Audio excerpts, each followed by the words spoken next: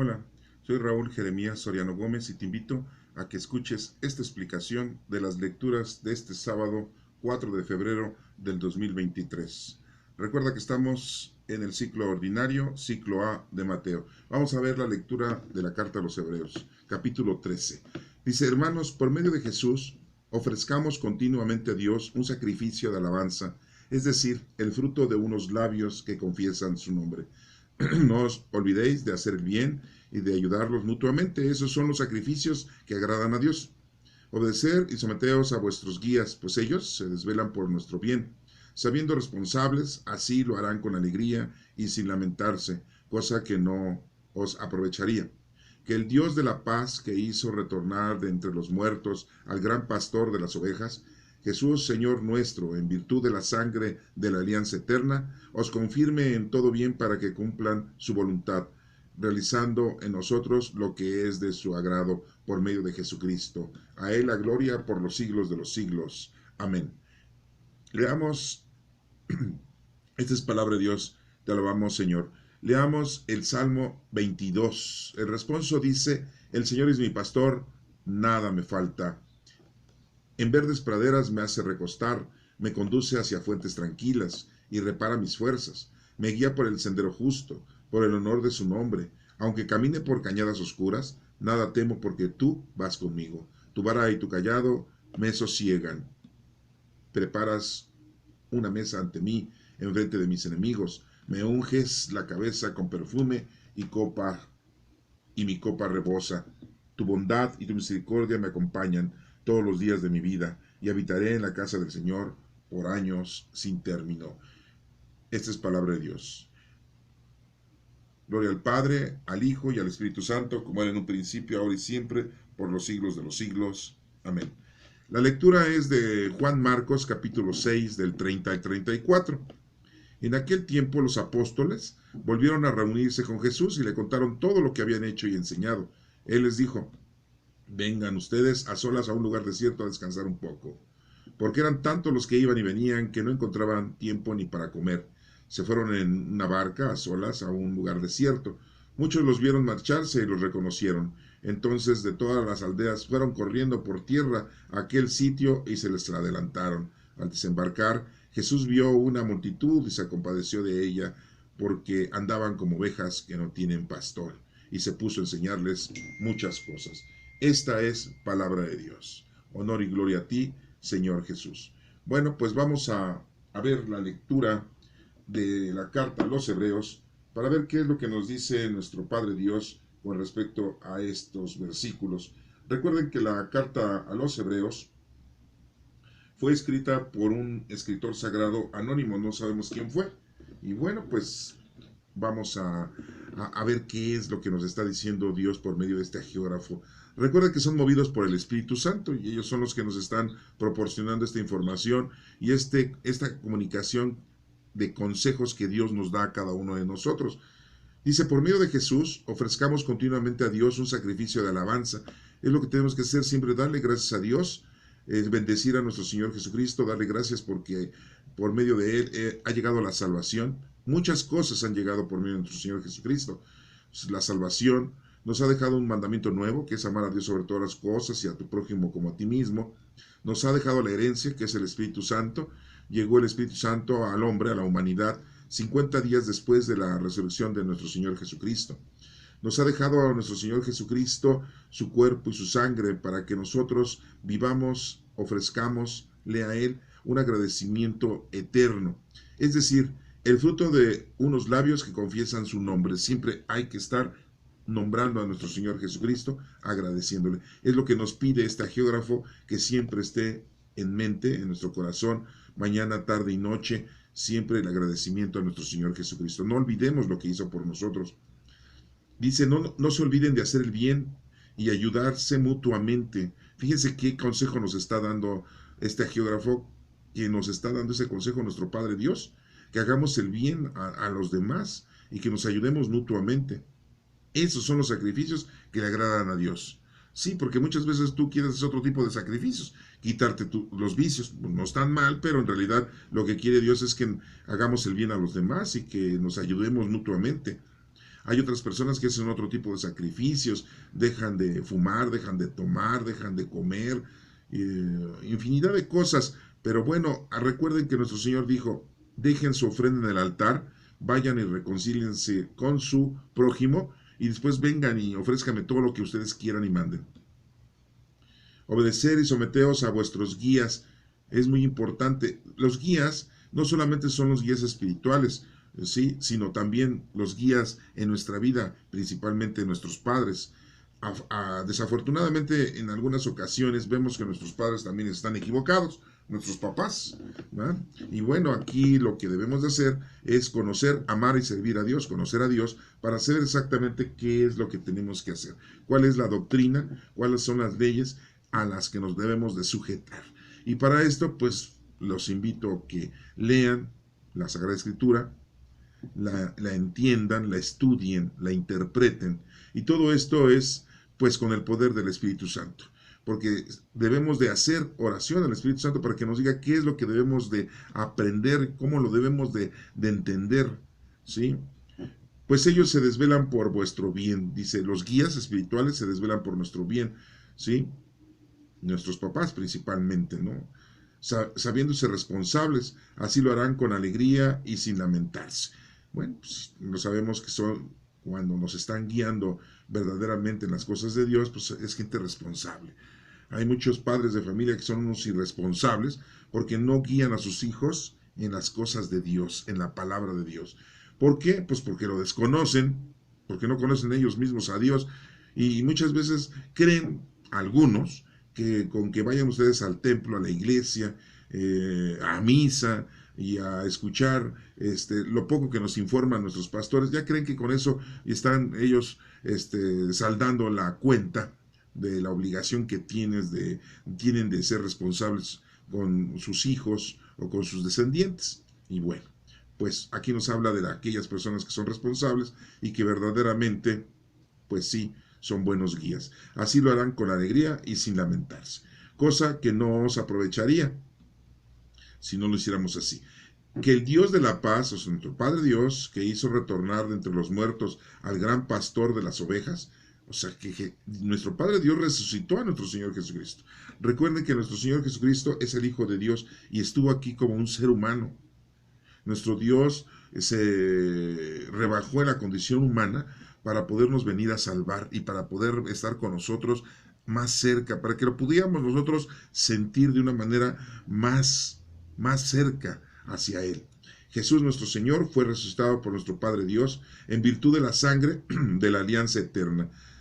Muere nuestro Señor Jesucristo, derrama la sangre en este planeta, en este mundo, y la sangre es la purificación de todos nosotros. De esta manera hemos sido salvados, de esta manera hemos sido perdonados de nuestros pecados presentes, pasados y futuros. Os confirme en todo bien para que cumpláis su voluntad. ¿Sí? De esta manera nosotros debemos de cumplir la voluntad de nuestro Padre Dios, que es cumplir con lo que Él nos está pidiendo. Y no son exigencias equívocas, no son exigencias de represión, sino son exigencias para que tú vivas bien, en paz y con amor y tranquilidad. Recuerda que nuestro Padre Dios nos da casa, vestido y sustento. Nos da salud, nos da trabajo, nos da felicidad. Pero desafortunadamente nosotros lo desechamos porque queremos desbordar todo eso que nos da el Señor por algo más todavía, y más y más. Llega la avaricia, llega la soberbia, llega la vanidad, realizando en nosotros lo que es de su agrado por medio de Jesucristo. Nuestro Señor, nuestro Padre de Dios, nos da todo lo necesario. Todo por medio de nuestro Señor Jesucristo. Recuerden que nuestro Señor Jesucristo dijo, nadie llega al Padre si no es por medio de mí. Yo soy el camino, la verdad y la vida. Nadie llega al Padre sino por medio de mí. O sea que no queramos llegar al Padre por medio de los ángeles, los arcángeles, por medio de los santos, o por medio de nuestra Santísima Madre, o la Señora María, ¿no? Para que no se enojen algunos. Tenemos que llegar por medio de nuestro Señor Jesucristo. Por eso nos dejó una doctrina. Afortunadamente tenemos 4 evangelios en los que se detalla exactamente qué es lo que nuestro Señor Jesucristo hizo y qué es lo que nuestro Señor Jesucristo nos enseña a cada uno de nosotros, qué es lo que debemos de hacer y cómo nos debemos de comportar. Dice a él, A Él la gloria por los siglos de los siglos. La gloria siempre ha sido y seguirá siendo para nuestro Padre Dios, nuestro Señor Jesucristo y al Espíritu Santo. Recuerda que vivimos la época del Espíritu Santo, la era del Espíritu Santo. Eso lo debes de entender porque pues tienes dones del Espíritu Santo, los tienes que poner a trabajar en tu vida en bien de los demás, lo que acabamos de escuchar ahí, a ayudarnos mutuamente. En el Salmo 22 nos menciona, el Señor es mi pastor, nada me falta. En verdes praderas me hace recostar. Si estamos con Dios, todo va a estar bien. Me conduce hacia fuentes tranquilas. El Señor no te va a pedir ni te va a exigir cosas que tú no puedes lograr y siempre te va a conducir a una felicidad, tanto mundana como espiritual. Acuérdate que el Señor nos dijo que debe de estar una balanza, ¿sí? Las cosas del mundo, porque formas parte del mundo, pero también parte espiritual, porque formas parte espiritual de Dios. Me conduce hacia fuentes tranquilas y repara mis fuerzas. El Señor continuamente te va ayudando para que tú tengas fuerzas para seguir la vida de una manera decorosa, de una manera sin pecado y de una manera que seas tú feliz y estés agradando al Señor, a nuestro Padre Dios, con tu comportamiento. Y pues para todo esto pues necesitas conocer la palabra de Dios, porque si no, no vas a saber si está bien hecho o está mal hecho lo que estás haciendo. Sí, hay muchas cosas que ahorita yo podría poner de ejemplos en la vida de cada uno de nosotros, pero lo más importante es recordar que nosotros podemos hacer maldad y podemos hacer bondad. Tenemos que hacer a un lado la maldad y toda la maldad, pues destruirla en nuestra vida y siempre hacerlo el bien. Y como dijo nuestro Señor Jesucristo, amar a Dios y a tu prójimo. Me guía por el sendero justo. El Señor siempre te va a guiar por senderos justos, sencillos, por el honor de su nombre.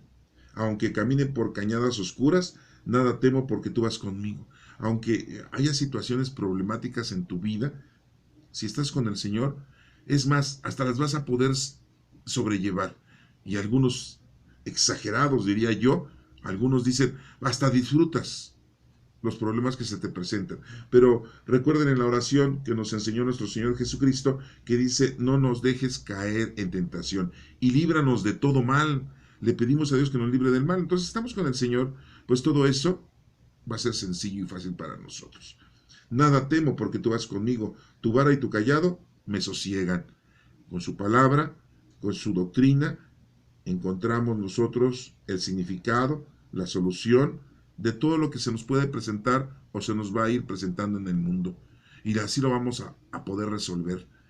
Es como si un ingeniero te dijera cómo construir algo, como un arquitecto te dijera cómo edificar algo. Y entonces pues es más fácil si tienes un guía. Pues así Dios, así Cristo, nos va guiando, nos va diciendo qué es lo que tenemos que hacer y lo vamos haciendo bien. Preparas una mesa ante mí, dice el Salmo responsorial, enfrente de mis enemigos. El Señor te ayuda cuando tú estás enfrente de las situaciones conflictivas y problemáticas. Y aquí dice de los enemigos. ¿Quiénes son los enemigos? No solamente personas, sino el maligno, ¿no? Es nuestro enemigo. ¿Qué es lo que trata de hacer el enemigo? Que primero pienses que Dios no existe. Que después digas que el maligno no existe.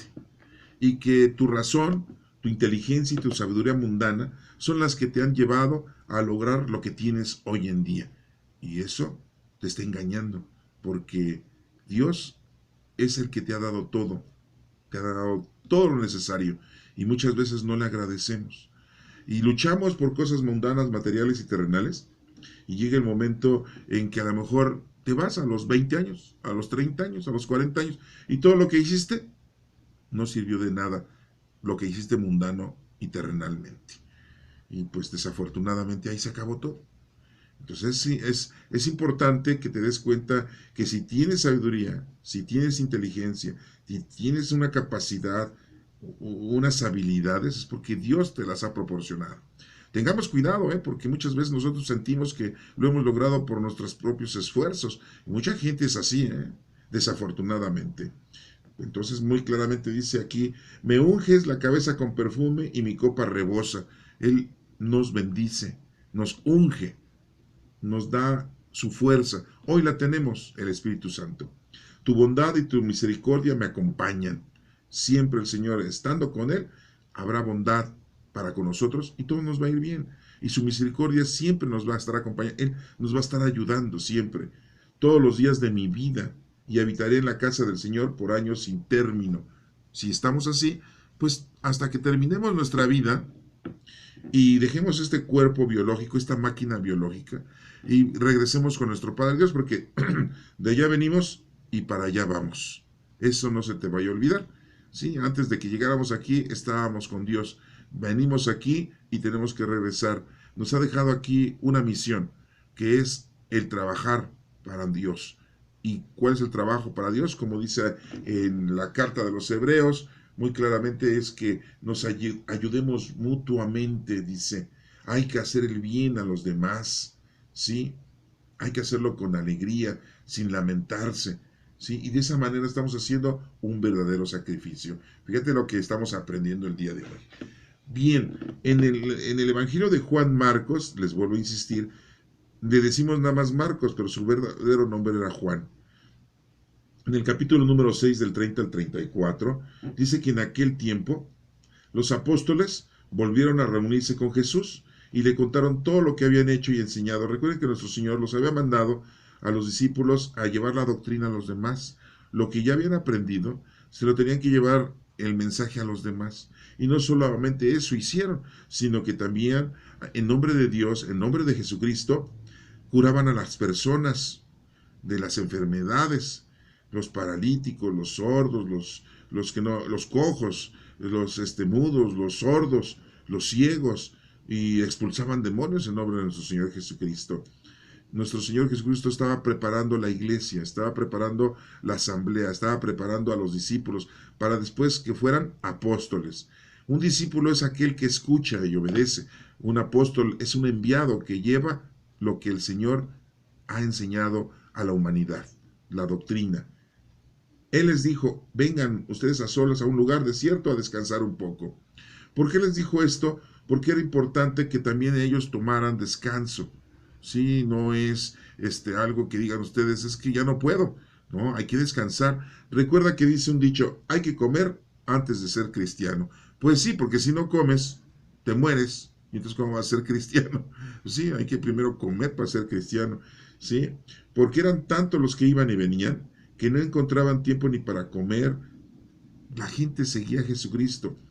Muchos siguieron a Jesucristo por todos los milagros, por todas las curaciones, por todos los favores mundanos y terrenales que les hacía. Pero algunos también lo seguían porque de esa manera escuchaban a nuestro Señor, se reconciliaban, resolvían sus problemas de familia, de vecindad, de entre hermanos, sí, de entre amigos, en la sociedad. Sentían ellos un apoyo espiritual. Recuerden que el pueblo judío pues había sido invadido, conquistado, dicen ellos, invadido por los romanos.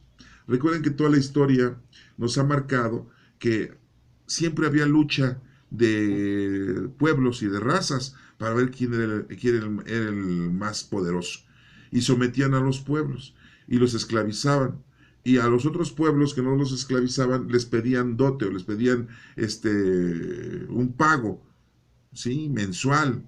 Tenían que llevarle tributo al país o al pueblo que había triunfado sobre ellos.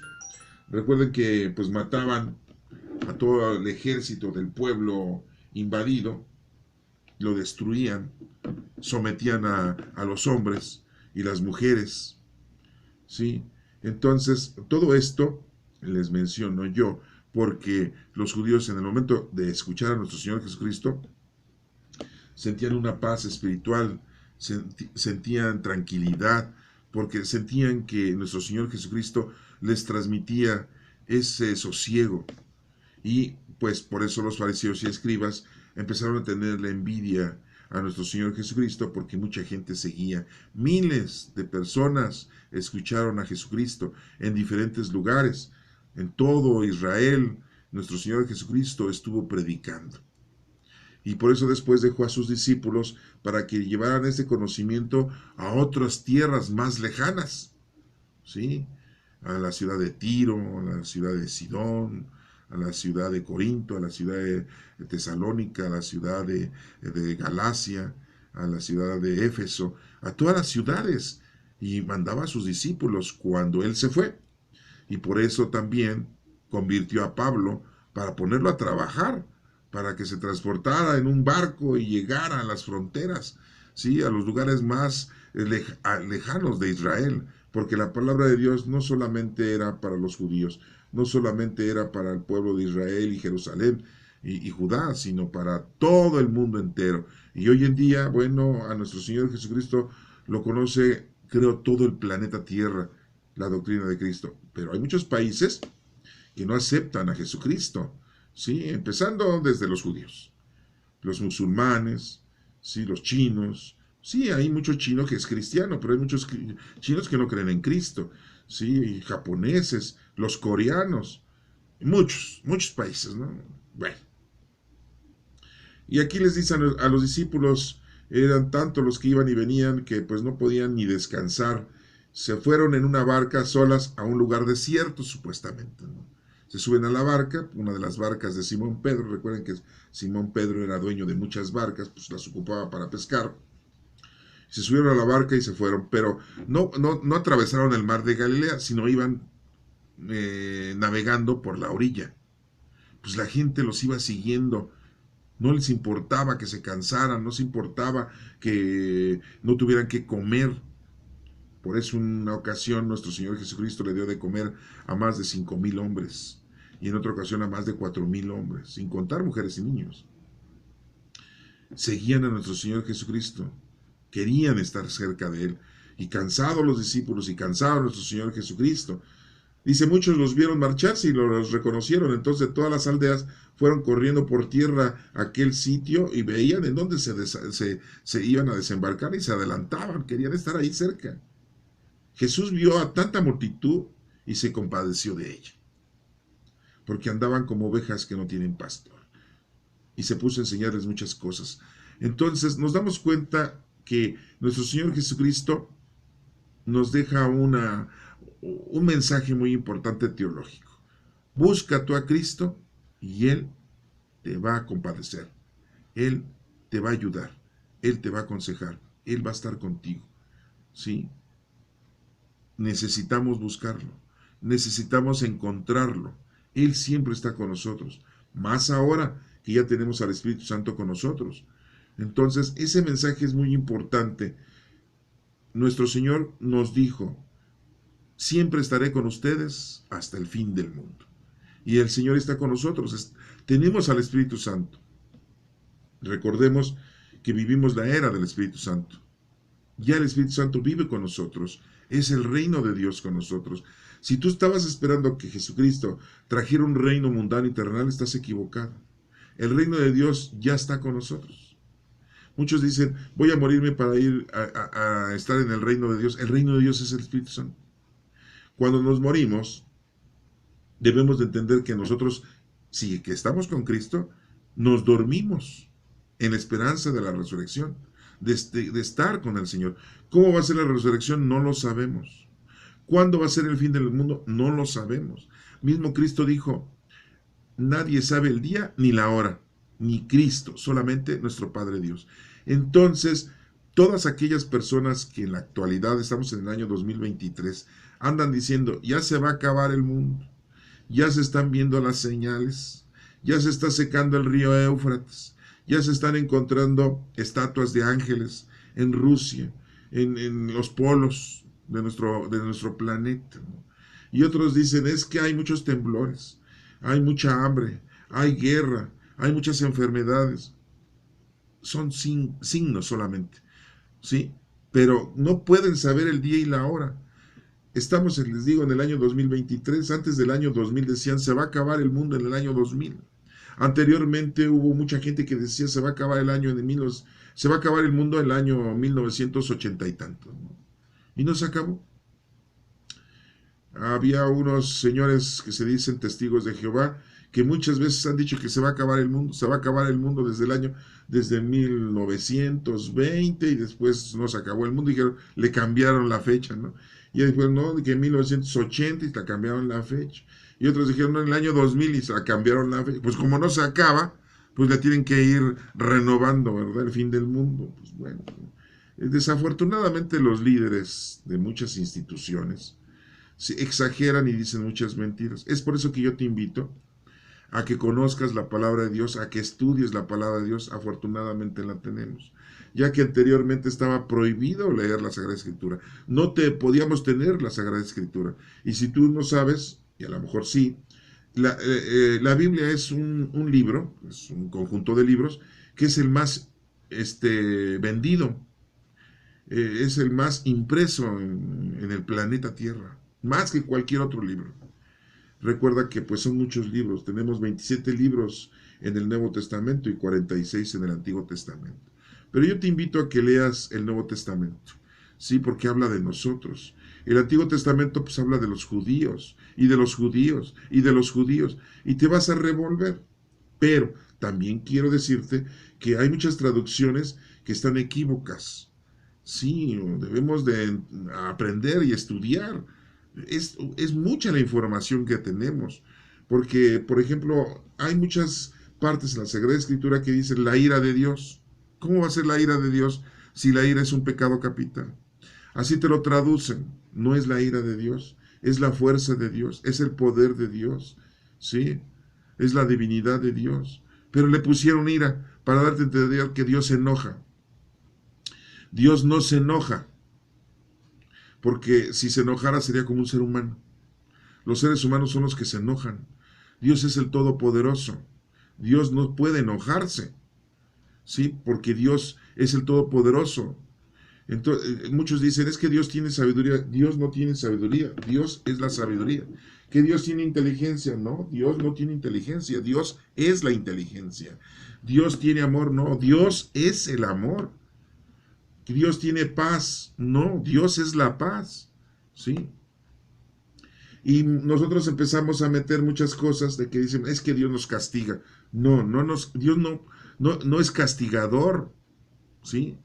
Dios nos ha dicho, si tú estás alejado de mí, tú solo te estás castigando.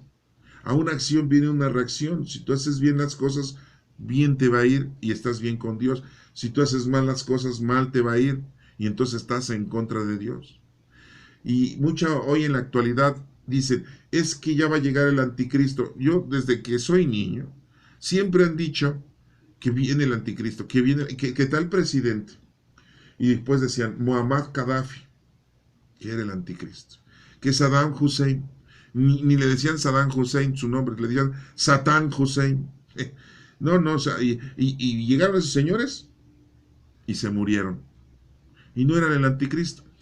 ¿Por qué están pensando que el anticristo va a ser un todopoderoso en la tierra y que va a destruir la tierra y que nos va a matar a todos?